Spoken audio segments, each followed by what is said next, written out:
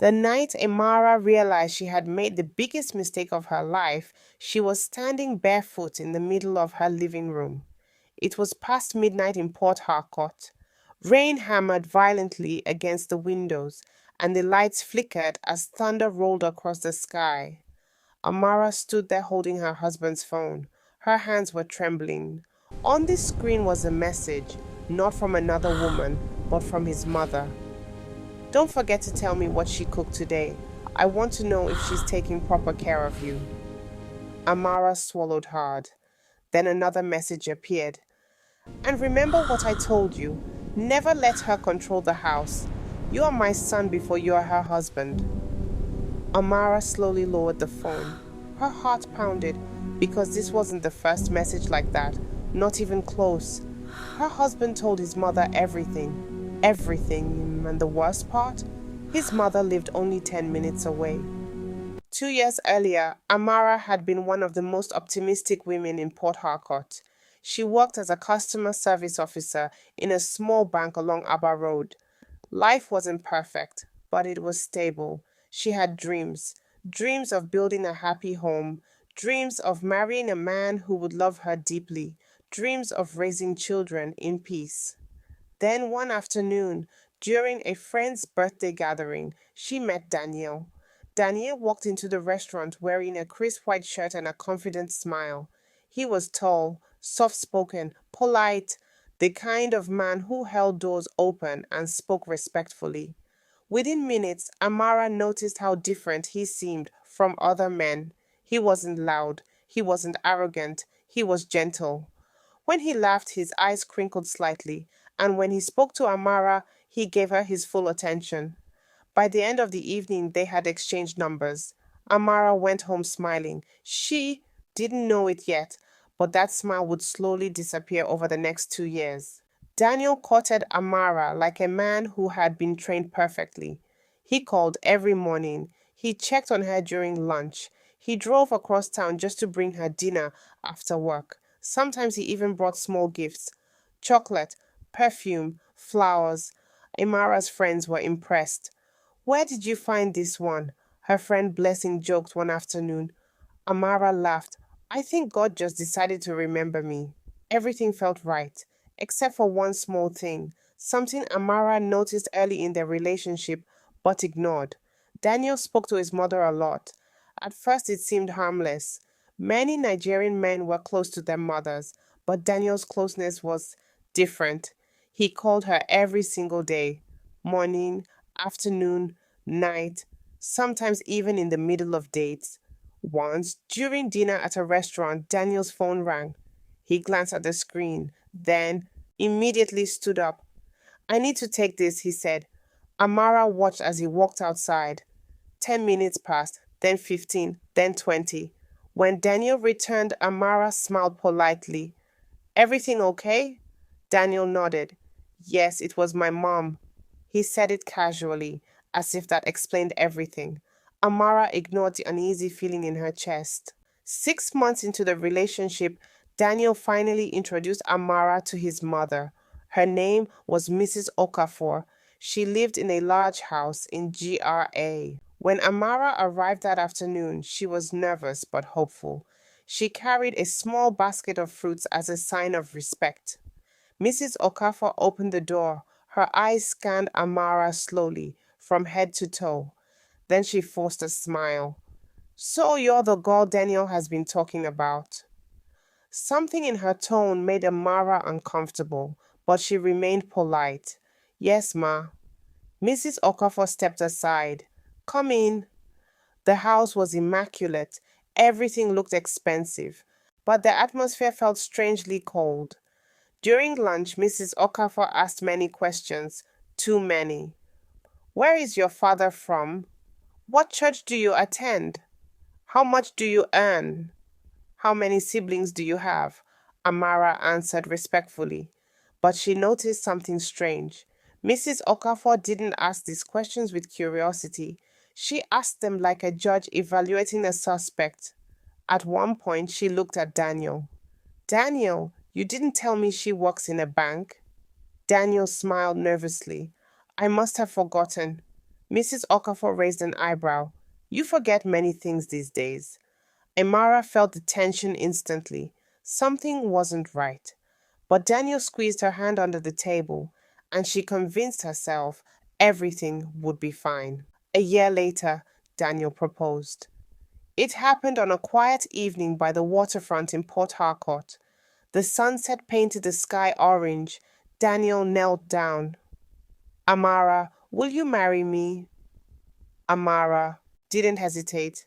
Yes, she believed she had found her future.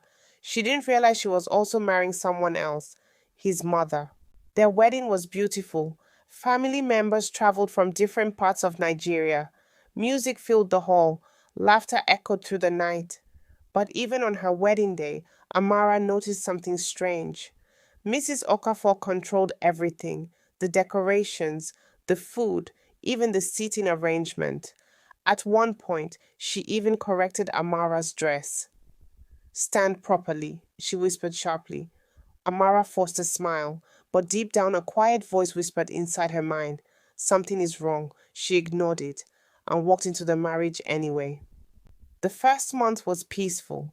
Daniel was loving, attentive, kind. Amara relaxed. Maybe she had worried too much. Maybe everything would be fine. Then one morning she noticed something odd. She had cooked yam and egg sauce for breakfast. Daniel took a picture of the plate. Amara laughed.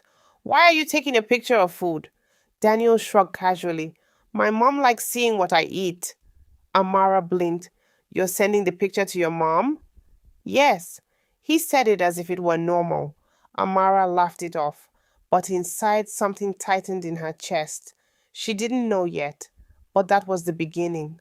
The beginning of a marriage where nothing remained private, not arguments, not finances, not even their bedroom issues.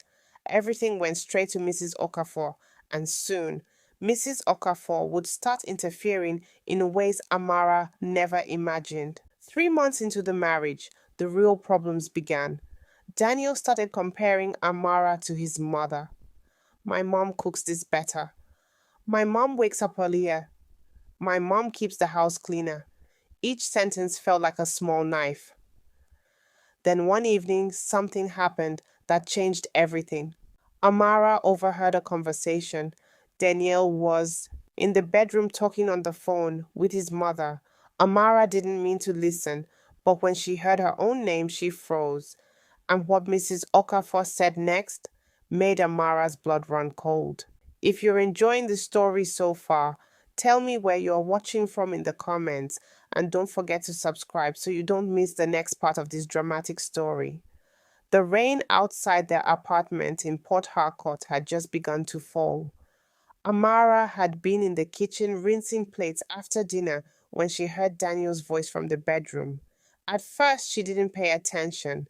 Daniel spoke to his mother almost every night anyway, but then she heard her name. I told you, Mom. Amara said she wants to start saving money differently. Amara froze. She hadn't told Daniel that in confidence. Why was he reporting it? Then Mrs. Okafor's voice blasted faintly through the speakerphone. Even from the hallway, Amara could hear it clearly. Sharp, judgmental. Saving money differently? What nonsense is that? Amara's chest tightened. Daniel sighed. She thinks we should reduce the money I send to you every month. There was a long silence. Then Mrs. Okafor laughed. But it wasn't a happy laugh. It was the kind of laugh that carried warning. I knew it. Another pause. I told you that God will start controlling you after marriage. Amara felt something twist painfully inside her stomach. Daniel said nothing, not a single word. He didn't defend her, he didn't explain, he just stayed quiet. Then his mother continued, Daniel, listen carefully. A wife must never control a man's finances. You are the head of that house, not her. Daniel rubbed his forehead. But, Mom, she didn't mean it like that. Mrs. Okafor cut him off immediately. You see, you are already defending her. Amara slowly stepped away from the door. Her heart was beating faster now, because suddenly everything began making sense. Every small comment, every strange reaction, Every moment Daniel compared her to his mother, it all came from somewhere, and now she knew exactly where. The next morning, Amara decided to address it. She wasn't angry, not yet. She just wanted clarity. Daniel sat at the dining table, scrolling through his phone while drinking tea. Amara sat across from him.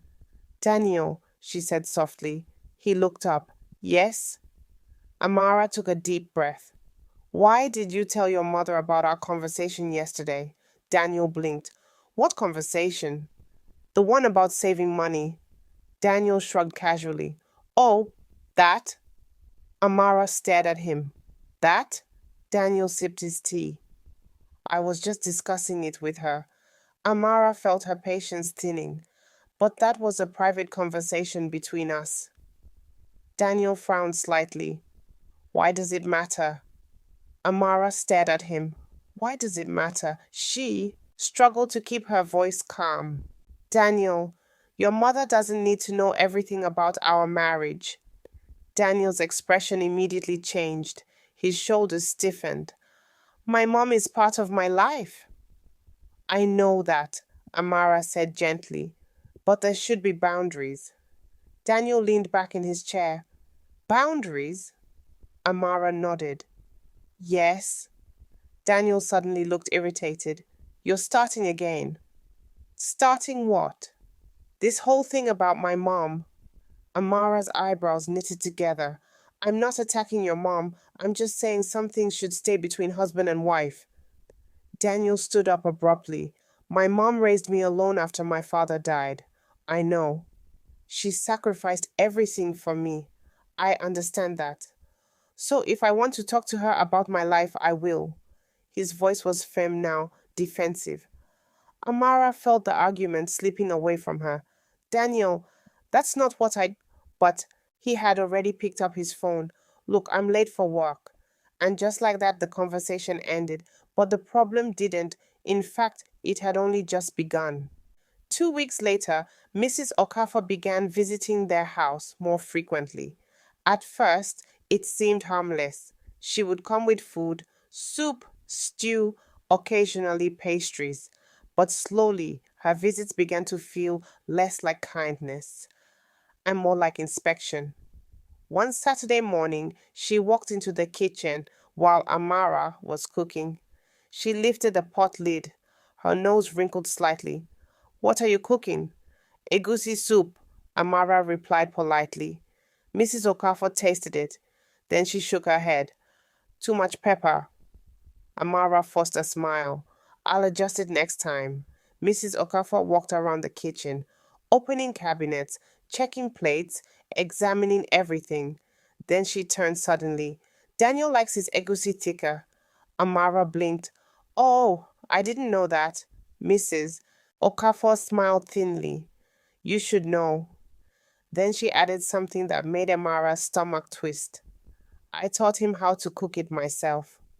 That afternoon, Daniel praised the soup, but instead of appreciating Amara, he said something else. My mom said the soup was okay, but slightly watery. Amara slowly put down her spoon. Of course she did, because Daniel had already reported everything.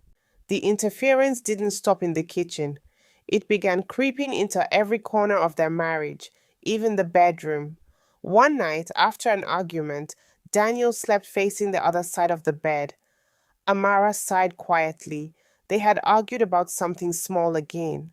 But the next morning, Daniel's phone rang early. It was his mother. Amara tried to ignore it, but then she heard Daniel say something that made her eyes snap open. Yeah, Mom, we argued yesterday. Amara sat up slowly. Her chest felt tight. He was telling her, again. Then he said something, even worse. No, we didn't, you know, last night. Amara's heart nearly stopped. He was discussing their intimate life with his mother. Her face burned with humiliation.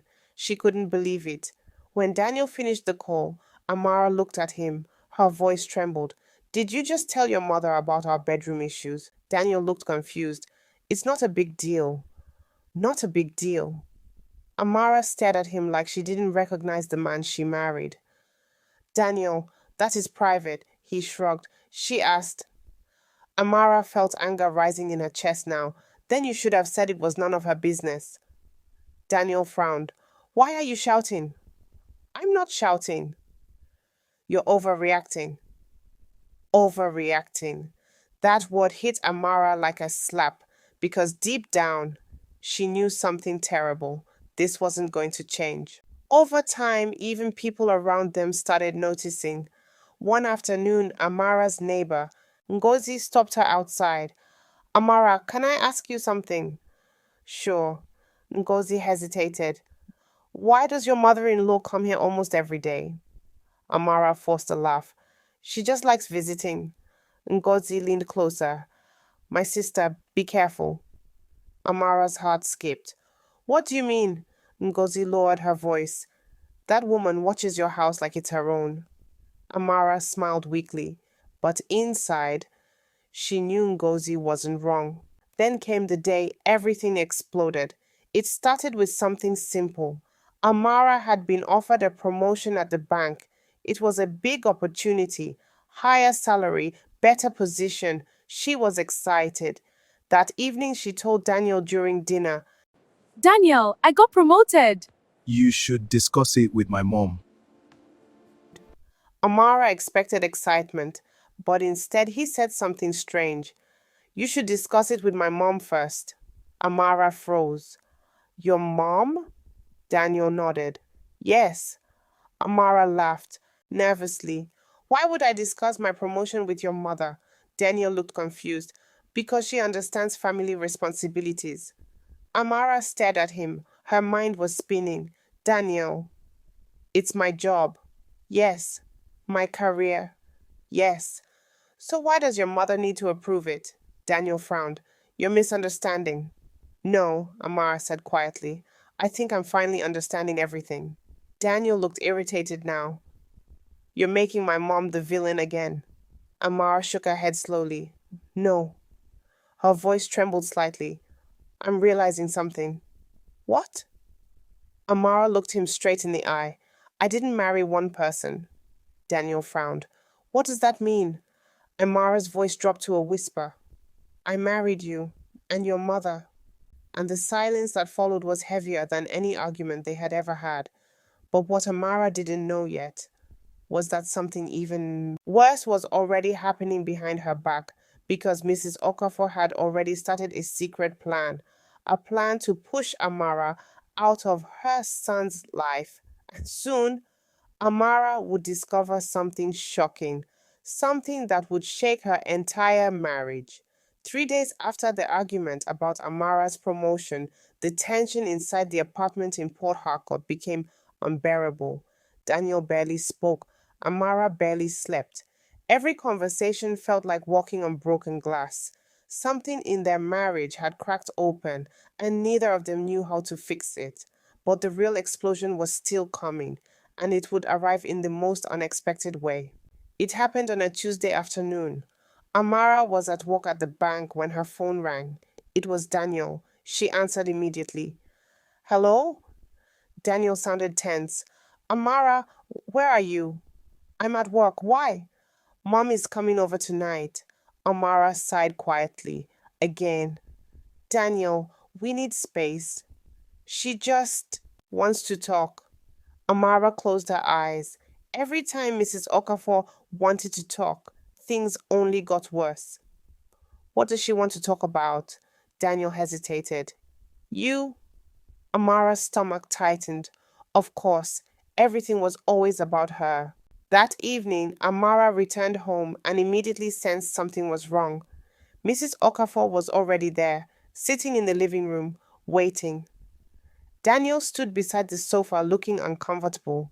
Amara dropped her handbag slowly. Good evening, Ma. Mrs. Okafor didn't smile. Sit down, Amara. The air felt heavy. Amara sat across from her. For a moment, nobody spoke. Then Mrs. Okafor leaned forward.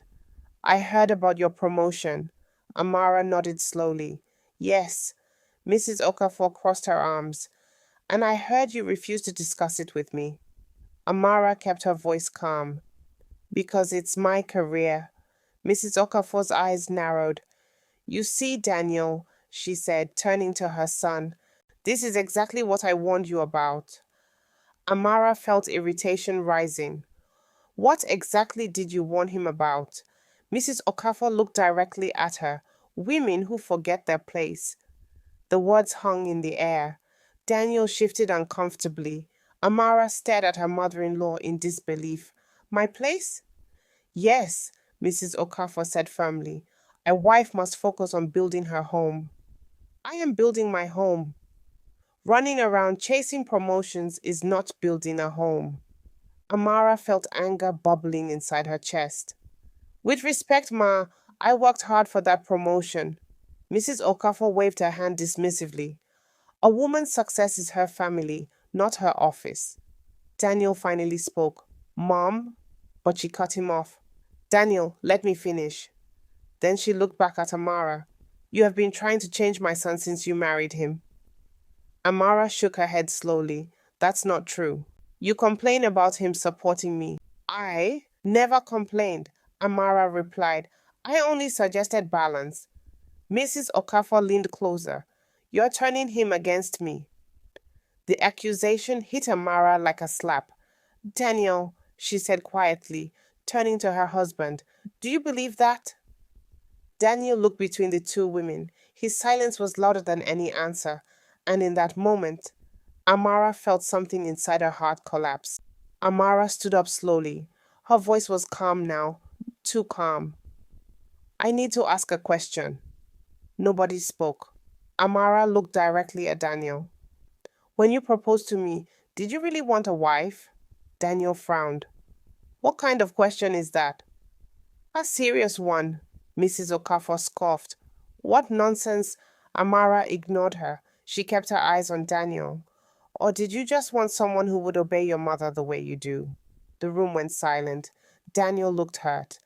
That's not fair. Isn't it? Mrs. Okafor stood up angrily.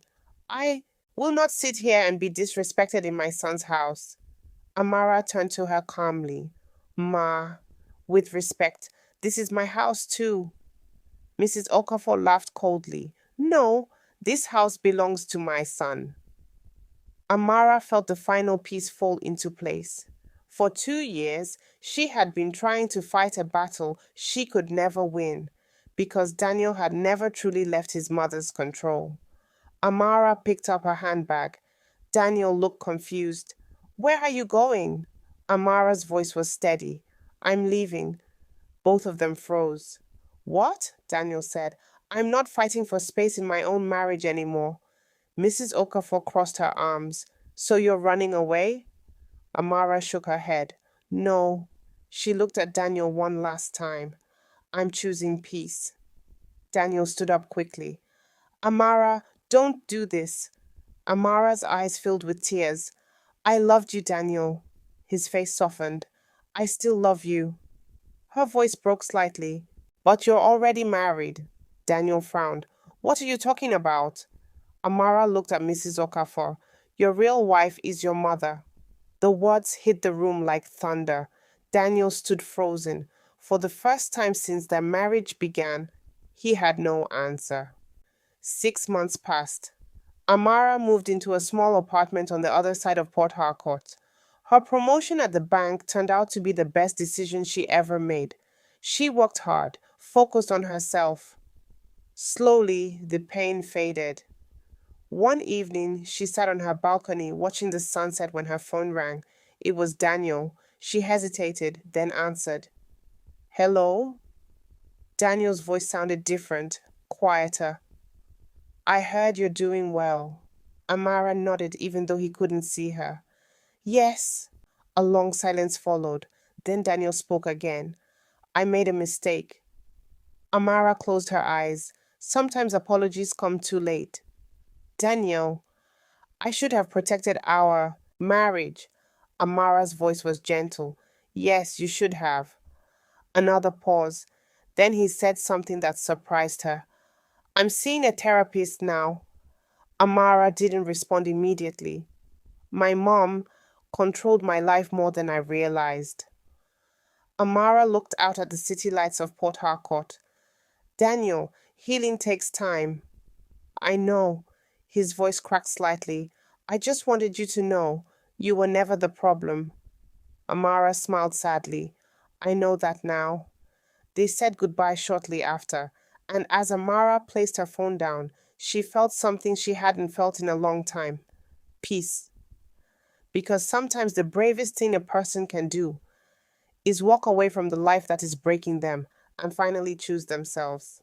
If you enjoyed this story, tell me where you're watching from and don't forget to subscribe for more powerful stories like this.